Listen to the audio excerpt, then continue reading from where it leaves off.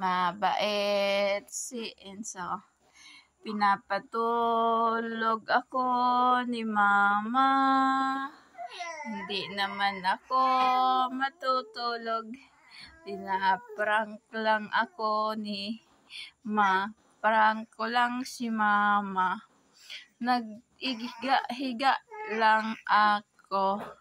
Si Ensong mabait, ayaw matulog.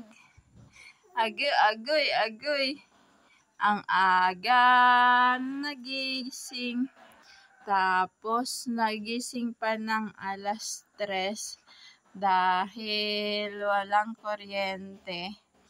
Ang adik sa electric fan, nagising ang mga adik sa electric fan. Tapos si alas 5 nagising na din.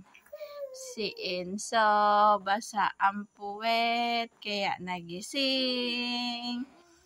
Tingnan mo naman ang mata, wala pang antok.